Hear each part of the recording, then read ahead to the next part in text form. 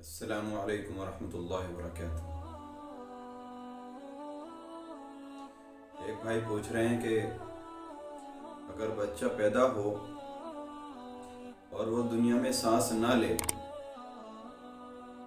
تو اس کی نماز جنازہ، تجہیز و تکفین کا کیا حکم ہے؟ تو اس سلسلے میں یاد رکھیں کہ اگر بچے کا اکثر حصہ نکل گیا ہے تو ایسی صورت میں دیکھا جائے گا کہ اس میں زندگی کی کوئی علامت باقی ہے یا نہیں۔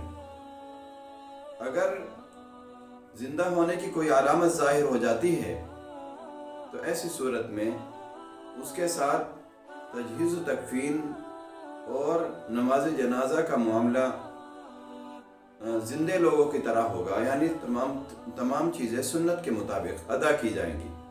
نماز جنازہ بھی، اس کا نام بھی رکھا جائے گا، نماز جنازہ بھی ادا کی جائے گی، اور تکفین یعنی اس کو کفنانا بھی سنت کے مطابق ہوگا، اور اس کو دفن بھی کیا جائے گا سنت کے مطابق۔ اور اگر بچے کا اکثر حصہ باہر آ گیا تھا لیکن ابھی کوئی علامت زندگی کی ظاہر نہیں ہوئی، یعنی ڈاکٹروں نے بھی یہ بتایا، دیکھنے والے بھی یہ بتا رہے ہیں کہ اس میں کسی طرح کی کوئی حرکت نظر نہیں آئی جس سے یہ پتہ چلے کہ یہ زندہ تھا، تو ایسی صورت میں اس کو یہ سمجھا جائے گا کہ وہ مردہ ہی پیدا ہوا ہے۔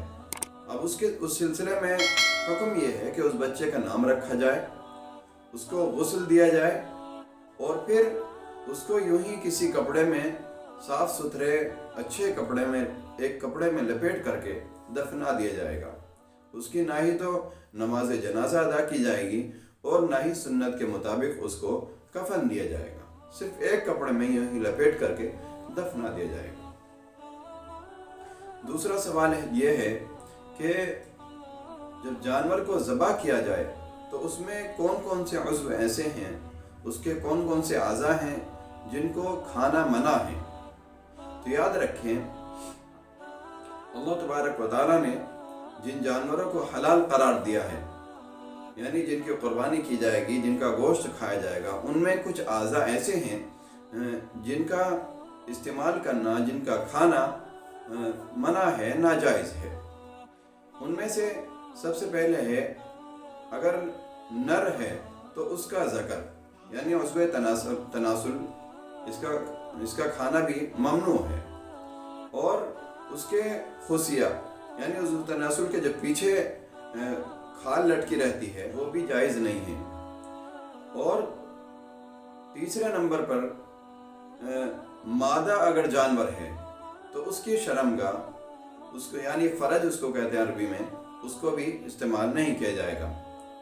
نمبر 4 غدود کو بھی استعمال نہیں کیا جائے گا۔ نمبر 5 پتا، جس میں کڑوا پانی ہوتا ہے، اس کو بھی استعمال نہیں کیا جائے گا۔ نمبر 6 پیشاب کی تھیلی، اس پیشاب کی تھیلی کو استعمال کرنا بھی ممنوع اور مکروہ ہے۔ اور نمبر 7 پر آخری درجہ جو آتا ہے وہ دم مسفوک آتا ہے، یعنی وہ خون جو بہنے والا ہے، لہذا حرام قطعی ہے، اور باقی چیزیں مکروہ تحریمی ہیں، لہذا ان چیزوں سے بچنا چاہیے۔ یہ شریعت میں ممنوع ہے اور ان کا استعمال ناجائز ہے۔